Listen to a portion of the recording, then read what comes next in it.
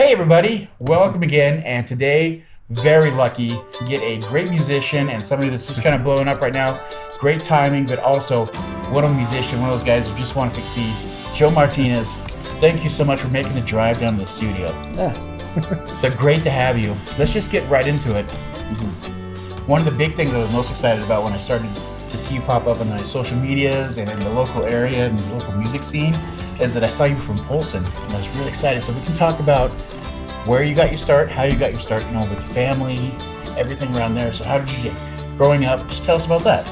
Yeah. I come from a pretty musical family. So my brother was probably my biggest family influence. He was a saxophone player in the school band, and he did that pretty seriously while I was growing up. So he was part of like the All-State band and All Northwest band even. So I got to see so many cool like musical concerts coming from the band side of things. As well as in the church, my dad would lead songs, so I hear him sing all the time. And there's a piano because my mom plays the piano for the church services. Really? So what church, if I might ask? Calvary Baptist in Polson. Wow, cool. Yeah. And so I'm growing up, and there's music happening everywhere. I'm listening to my brother play saxophone in his bedroom. My mom's practicing for church. She's playing piano, and my dad likes singing songs. He owned a guitar, didn't play it a whole lot, but that's kind of, there was always one in the household. Okay, yeah. And it was a while before I grabbed that. But I started off, with music, playing the trumpet in band. You're kidding me. I wanted to be in band. I saw my brother was in band, and I wanted to follow after his footsteps. And so, of course, I started band in 6th grade. My parents pushed for that. Do you remember who your instructor was? Yeah, my first, it was Nicholas Ross. Mr. Ross, Middle school band teacher, Mr. Ross. And that introduced me to music. It was something I took very seriously because my brother pushed me to do so, And so he was always on me about practicing, sticking strong with it. And so I did a lot of trumpet playing in my room, lots of just playing to YouTube videos and figuring stuff out. But it progressed for a while. I did that most of all middle school. That's all I did was trumpet. And in high school, one of my good buddies, Philip, was in this choir. And I'd never been into singing. Like I'd never loved singing all that much. I didn't even really listen to songs that had words in them. Right. I was into like jazz band music. That was it. To be kidding me. That's so cool. And so but my buddy was in choir. I wanted to hang out with him a bunch. And so I decided what would happen if I just sat in for a choir session, sat in and saw what it was like to be in one. And so I came in, it was during a lunch rehearsal, so everyone's going to lunch, but the choir kids went to the choir room and were singing a song they were practicing for a concert. And so I decided to sit in for it. I walked in there, and I had an understanding of music and notation from playing in band for years. Right. And I just sang along with the choir, and I was having a blast. I don't know what it was. I never loved singing, but I was having a blast in choir. And so I just joined choir. On a whim, I joined choir. Choir director was ecstatic about it because she's always Kaylee Schubert, Miss Schubert. Miss Schubert, right on. But she was ecstatic. She was always trying to get band kids to join choir because she thought it was cool to have people in both sides of the music. And I don't know, something clicked with me when I started singing. I had so much fun with it. And shortly after was when I picked up guitar. And this was all around 2020. I was a sophomore in high school. Okay, so you're talking about like 15, 16, that kind of age? Yeah, okay. around 16. And I had a ukulele like a year before that I picked up on a vacation trip. Nothing important there. Right. But I had a little bit of an understanding of like playing the ukulele. And then COVID hit, 2020. Of course, right. Yeah. And it's right in high school, shut down. And of course, living in Polson, the small school system, everything just shut down. Right. So I'm sitting at home. I just had joined choir. I had just learned all these new things, doing these new things, and I was left with all this time on my hands. And I decided, that guitar that was laying around, in my house that my dad owned, I asked him one day, hey, could I try to play guitar? Because I knew a little bit of ukulele. I wanted to see if I could do the same thing on guitar, and I was really into the Beatles at the time. I had a buddy that was showing me a lot of Beatles music, and I just started playing every Beatles song I could. I was looking up guitar tabs on guitartabs.com. No better teacher right there. Yeah. Wow. And so I'd just sit there all day. I mean, hours, because COVID, you had nothing to do. Right. I'd sit there 6 hours a day playing guitar. It's amazing. I've had so many people ask me, like, how did you get into the guitar so fast? I've only been doing it for 4 years. How are you playing like you do? I just have such a fun time doing it, and I think if you truly love what you're doing, you're just having a great time, you can do it all day. Right, exactly. 6 hours of rehearsal, if you say it that way, it's pretty like, crazy. That it's sounds cool. horrible, but you're just like, I was just playing, I was good. Yeah, I was just playing Beatles Time just songs. got away from me, whatever. Yeah, and so I started doing that at about a sophomore, and I was just playing all the time, and I learned about this thing called the Western Montana Musicians Co-op. Okay. I think my mom heard about it in like the paper. Oh, is that the one that's in Ronan, Montana? Yeah. Okay, Ronan. yeah. And so They're she fantastic. heard about that in the paper because I think they were doing some stuff around COVID time, and it was about a year into me learning how to play the guitar. I was still really fresh on it, and she said she was showing me it and saying, "Hey, Joe, you should try this. It looks like it'd be fun." And I wasn't sure what to expect, but I wanted to give it a shot, and I had just gotten a guitar I ordered online in the mail, a little Telecaster, but I went to the co-op the day I got this new guitar just to see what was going on. And, they've got this whole stage set up, a bunch of, like, there's a drum set, there's guitars, bass and such. Yeah. And I'd never been on a stage like that before. I had not done anything like that. Really out of your comfort zone. Yeah, I've sang with a choir, I've played with a band, but I've never been on a stage playing a guitar. That was totally new to me. And the people there, they were so encouraging at the co-op. And that's the whole thing. The point of the co-op was to get a stage for people that are just starting out and kind of introducing them to it. Because you can't just go get a gig. You've never done anything before. It's tough. They were super encouraging. I had hardly know how to play the guitar. They invited me on stage to start playing with them. And that was totally out of my comfort zone. But I gave it a shot. I brought my guitar up there. I plugged into one of the amps they had. And I was playing like 3 chords. And they loved it. They were my biggest supporters when I was so cool. First starting. I wasn't even really singing all that much yet. I was singing a little bit, but I started doing that, and the connection I had through the people there was actually how I got my first gig. Oh, really? About half a year after I started. Where was that first gig at? It was at the Ronan Cooperative Brewery. How cool. That's so awesome. They were kind of connected because it was 2 cooperatives kind of working with each other. And there was someone that came up to me after I'd been playing on that stage for a while. And I'd started to learn, a few songs. They said, hey, they're looking for musicians at the Ronan Cooperative Brewery. They don't pay. It's just for tips. You get free drinks. Of course, I'm like 17 at the time, so I couldn't get the free alcohol, but they had root beer. Still good. They had great root beer. And so I had my first show there. It was a 2-hour show. I didn't have any equipment. The people at the co-op let me borrow some of the stuff they had. And so I had nothing. They gave me like a little Fishman box for an acoustic guitar that I ran a microphone into. It was about this big. I started in a little brewery, and I only had I barely had 2 hours of music. I did not have like a library. Are we talking like a mix music of original? You doing all covers here at this point? All covers. Nice, yeah. And it was pretty much all Beatles songs too, because that's all I was learning. But everybody loves that. So if you're gonna have cover songs. But I was singing pretty much every Beatles song and a few others, like some Jim Croce. Nothing crazy.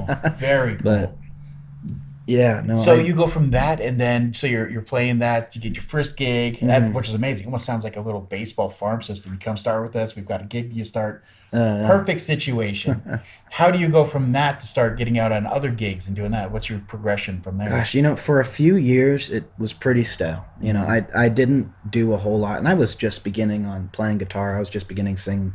And so I wasn't ready to go out and start gigging multiple times a week or nothing. I did that, though, for a few years. I had every now and then I'd play a gig at that little brewery. I kept going to the co-op, which was great practice for me.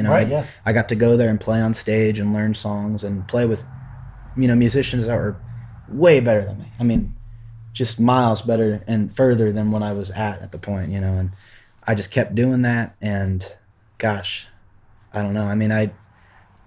Through the brewery, I started doing the gigs there, and I got a few calls from other places that just were looking for musicians. The word was getting out. Mostly the cooperative was helping me reaching out to places. That's so awesome. Because the musicians that would play at the cooperative were gigging musicians. There were people that also played at like the Shoe and other venues around town. The Perfect Shot. Exactly. But they start talking and they start dropping names. Talking. Yeah. And I was able to eventually, a few years later, or like just softly doing it, I got into the Shoe with another member of the cooperative, this like really awesome guitarist guy. And I was just starting out, but I had my first gig at the Shoe pretty early in it all, and it was my first time being on like a stage at a bigger restaurant, Because at the little Ronan brewery, there'd be nights where there was like 2 people there. Yeah, and you can just disappear in the background. No exactly. big deal. Yeah. And so it was a perfect place to get started, but it wasn't really your typical like music venue, restaurant.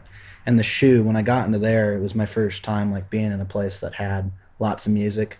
And I kind of built from that. The Shoe, once I got in there, kind of started having me every month or so. Really? Or like kind of every other month. I'd Really do, cool, though. Yeah. And so I was just practicing, focusing on school. I'd get in the Shoe every now and then, do the Ronin Cooperative Brewery. That was pretty much all I was doing. And then what happened, I believe it was my junior year of high school. I had played the Shoe enough times where the owner of the Shoe, or the guy that was booking the music at least, he really liked me. Like he was having a blast having me perform there. And so I guess he got a call from a drummer that was looking for somebody to fill in for some gigs, or at least he was talking to him about it. And there was a guy, Benny Weeg, that made it on The Voice. Wow, okay, yeah. Yeah, it's connected.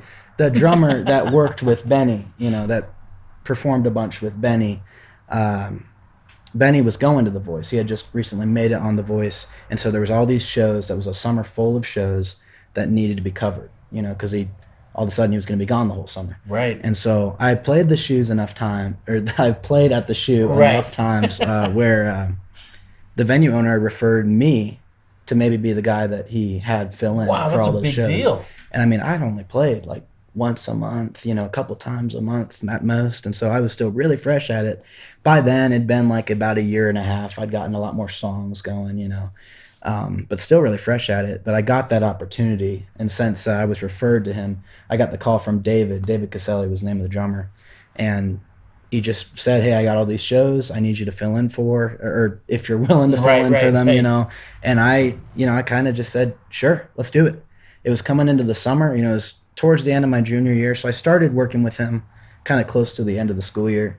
But then I had a summer full of shows, which was crazy. Especially that age. That's really cool. Yeah, like 17 years old. And so I'm starting to play like twice a week at least, playing at the Shoe all the time. There's this new place I hadn't played before, the Finley Point Grill. Mm-hmm. Oh, they're fantastic, yeah. Great and so out of nowhere, I'm just playing everywhere. I'm playing all over the place. And gosh, that's kind of what spiraled me up into starting gigging the most. That's amazing. Well, how about during that time, did you start writing your own songs? When did that come along? You started writing and performing your own music? Yeah, I'd always kind of dabbled a little bit in writing since I started. I never wrote like a full first song until a few years after I started, I wrote a couple like half songs when I was just starting. I think everybody kind of does that. Dipping a toe, yeah. Because I was teaching myself essentially how to play the guitar. So as I would figure things out, I'd write stupid little lines to it, and such. But I'd say I mostly got into writing, I'd almost say about a year ago. That's when I started genuinely writing songs and such. That's insane. Yeah. Just as somebody, as we leap forward a bit here, I got to spend the entire morning. I've already listened to some music, but I listened to the entire catalog just in the morning, just kind of get in the mood. And just the fact that you can tell me you started this a year ago is insane. The natural talent that you just ooze is amazing. But let's go from there. From you're doing that. How do you get from Polson and then you moved to Kalispell? Is that correct? Oh no, I did not. Okay, I moved about a year ago. I moved to like Woods Bay. Okay. So you're kind of halfway in between there. Yeah. So what was that move like? What garnered that? Well, I got married. Well, that'll do it. Yeah. I got married after high school. 18 years old. Wow, high school sweethearts. Yeah, nice. Yeah. Very cool. We grew up together. We went to prom together senior year. Really got to know each other really well senior year, and on our 1 year anniversary, we got married. That's so cool. Wow. But we, along with that, I rescued a puppy. I was coming home from a show that I had. It was a summer night. It was like June 10th or whatever. I was coming home from Whitefish, kind of, sunset time, somewhere around that time. I was coming home, and I was driving down Old Highway 93, kind of in Ronan, because at the time we lived in a camper over in Ronan. And I saw a bunch of like little somethings running around in the road, and I pulled over. It was like 20 puppies running in the road. Yeah. And there was another car that was with me that pulled over aside. They were taking all of them to the shelter, and I was like kind of helping them out. I ended up picking one up. I just didn't put him back down. Yep. I took him home. Best dog ever. Named him Waylon. Waylon? You're kidding me. I was listening to a Waylon Jennings song when I found him. That's my dog, Lenny. I got named after Stevie Ray Vaughan. I was listening to Lenny. Same thing. Yeah. And so I named him Waylon. He's been the best dog ever. But why we moved to like Woods Bay was because we had a dog. You know, a lot of apartments are not dog friendly. Oh, That kind of put us in a pickle. And so the only one we could find within our budget range was in Woods Bay. That's amazing. And so, we moved up. It's amazing views there too. I mean, it's the whole gorgeous. I place love it. is just scenic as can be. Yeah. So do you play in that little bar that's on the side there? I've just recently gotten into some of those venues. I've played at the Raven. Nice, I've played at the love the Raven. oh gosh, what is it? The Sitting Duck. I've played at the Sitting Duck Nice. before. I want to get into the Bonfire. I believe this next summer I'm going to get into some of those. But I can only imagine how busy your next summer's gonna be. Yeah. oh, I hope. Well, let's move a bit forward. So you're doing that, and then when did you start doing your first recordings then? Because I know that this year you've had a good amount of recordings you've released already, but when did that start? Well, it's interesting. Going kind of back in the past, when I was in middle school, doing mostly band stuff, even well before I sang, I had dabbled in like dubstep music production. Okay, yeah. And so I had FL Studio. Like I bought FL Studio. Right. At the time, when I was just playing trumpet and in band, I knew I was passionately into music, you know, and I wanted to keep doing music in some form. I wasn't playing any instruments really yet but trumpet. I wasn't singing, but I really liked like dubstep, Okay, that's which was funny. You know, I don't really love it now, but I was into it in middle school, and because of that, I wanted to produce my own like electronic music. And so I got the software to do so, and I spent a lot of time in middle school, hours after school, producing like electronic music. And because of that, recently when I had started singing, kind of towards the end of high school, I had all that software, like recording software. I had things. I bought a microphone, you know, I bought an audio interface, which is something I didn't have. And I realized I could use some of that knowledge I had in music production in general and start doing home recordings. And so I made a few like scratch home songs kind of close to the end of senior year that weren't great, but it was a new world of production I never explored yet. You're doing the work. It's one thing to make like dubstep, and it's a totally different thing when you're making, you know, songs with a voice in it. Yeah, once there's an open mic, everything changes. Everything changes, you know. But I've always kind of kept producing, you know, as a side thing. It's something I always kind of had fun doing.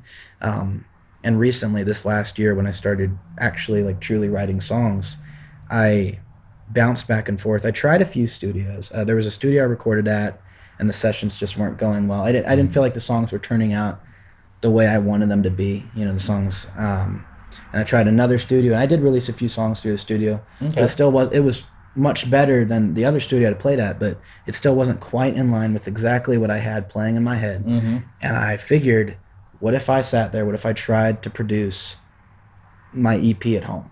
You know, because I had the production knowledge, I had a lot of software, I had a lot of tools, I had multiple guitars, and with modern technology, I mean, you can do a whole lot. You can do the entire thing. I had amp modeling software on my computer, so I could just plug my electric guitar in, and it sounded great. And so I started with electric guitar tracks, and then I put that in. I did my voice recordings. I had a great microphone to record with. And I kind of cheated the system with some like built-in drum stuff. I used the Contact libraries. I don't know if you know the Contact libraries. Very much so. And I've used the bass and drums from Contact. Those are actually pretty darn good when it comes to industry standard. Those are very high up there. Yeah, they're up there. And I mean, I'd like to think I did a decent job. Is this for the Montana EP or what are we talking? Yeah, for the Montana EP. Okay, no, you did a fantastic job. Way to go. It sounds almost live. Yeah, it's great though. But I did all the production. I started with, I think it was, oh gosh, what's the name of the song? One of These Days.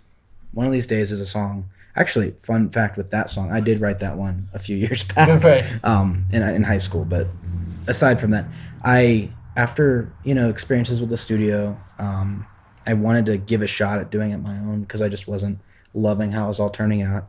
And I decided, you know, instead of, like, I already own all the software, it's not going to cost me any money. It's just going to cost me time to sit here and try my best at producing the song. And I sat down and I did it track to track, and I started loving it. I mean, it didn't start out perfect. I don't even think it's perfect now that I put it out. Never will be, never is. You know, yeah, it's always something to improve on. But I got it to a point where it was kind of sounding like what I had in my head. Sounds great. And I figured out that I could kind of do that for all the rest of the songs. Did you play all the lead in that too? Yeah. I did all the parts. That was on my list of things I had to ask. Who's playing lead on this? Great job. Thank you. For self-taught too. That's amazing. Actually, you learned the same way from the same town. I learned on the internet in Polson. Yeah. That's just funny. That's amazing. Of course, before we move on, all the songs we're talking about, everything's linked below. Please go take a listen to everything. Follow everything he's doing. It's amazing. He's only getting bigger from here. He's only growing as a songwriter. Don't miss out on it. So follow all the link below. And we'll have all the socials and everything down there as well.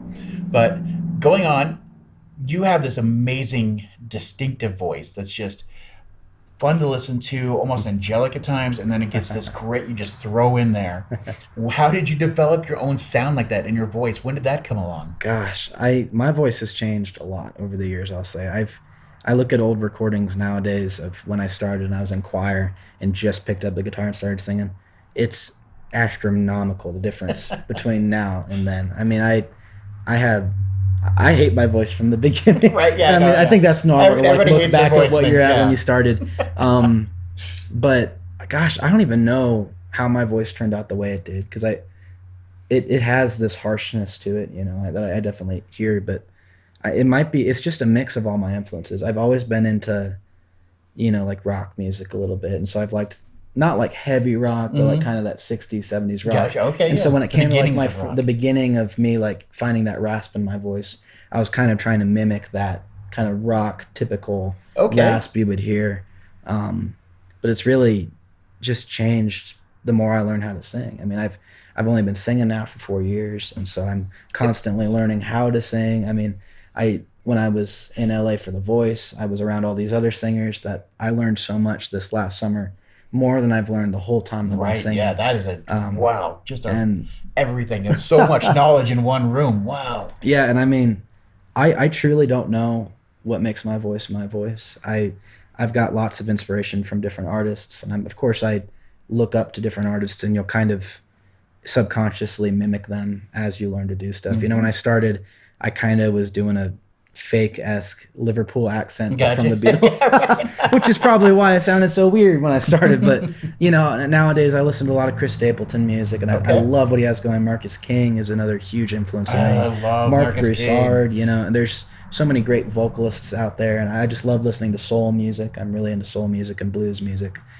and it's just kind of me figuring it out as I go. That's amazing, and you're doing a wonderful job at it. So obviously we have to transition into you moved out, you got to go to The Voice, and you did that. How did this opportunity come about? Talk about the experience. What was it like? Yeah. I was interested in trying out for The Voice because I had that kind of half connection with it through Benny. When I took over for all his gigs. When he came back, I didn't talk to him a whole lot, but I got to know him a little bit after he came back. But I was thinking, gosh, how cool it would be to follow in those kind of footsteps. The Valley, it's kind of crazy that we have a few people that have made it on the show. I know, that's There's insane. a guy named Tommy Edwards. He made it on, and I remember he was kind of the original guy in the Valley that made it on. Everyone's like, whoa, small town. Right. And then Benny makes it. It's like, whoa, this is crazy. And then I always had the comment at shows kind of around that time period, especially when I was covering for Benny. People that listened to him and came to his show started coming to see me filling in for him. They're like, hey, Joe, you should audition for The Voice. Like, you should try out for The Voice.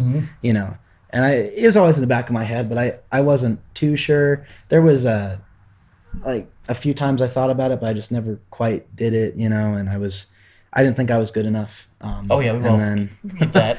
this last year, I thought, oh, what the heck, it was very last minute decision. Really? It was right around January. Okay. So new year, new me. I was swiping on Instagram, as you do, and I saw a last call auditions thing. It was an ad running around on Instagram for The Voice. It's just a click here, sign up for a time. These are our last auditions of the year. And I clicked. I signed up. I signed up for a thing, and it was essentially just a 1.5-minute slot, timed slot, where at a specific time in that day, a little recorder would open up, and I'd have to record. I get 3 different takes. You're kidding me. I had no idea. I just did my 1.5 minutes. I went to my grandma's house to do this, actually. Because she had a good living room with good acoustics. Mm-hmm. And so I went to her house that day, and I sang, Give Me One Reason. I sang, Give Me One Reason. You're kidding. It was 1.5 minutes of Give Me One Reason. I put some soul into it. Didn't think much would happen, 2 days later, I got the email saying, hey, this is great. we're moving you to the second wave, because there's multiple online Of course, waves. right. They got to cycle through. There's like 100,000 people trying to get on the voice. Insane amount of people. But I got the email. I was like, hey, congratulations, you made it through the first wave. Wave 2, send us 3 full-length covers. So I was like, oh crap. So I went back to my grandma's house, and I recorded. It was Heartbreak Hotel, Sitting on the Dock of the Bay, and Folsom Prison Blues. You're kidding me. And I kind of funked out Folsom Prison Blues. It's kind of what I do when I do it at shows. So I did it with some soul, some funk, some grooviness to it. And I got an email 2 days later. We're moving you on to the third wave. And at this point, I had done all the performing. You know, it was just interviews. So they wanted to know more about me. They had already liked what I was doing musically. And so I started getting in like video chats with them, the producers, telling them about my life, telling them about my story. And after that, I didn't hear back for a while. So I wasn't sure if, you know, things maybe closed off and that they weren't really in love with who I was. Right. But, you know, there was one day I got a phone call from just a random phone call. I thought it was a scam, so I didn't answer it. Of course, right? Yeah. Modern age. Yeah. And it went to voicemail, and it says, hey, this is so-and-so from NBC. We'd like to chat with you if you have a minute.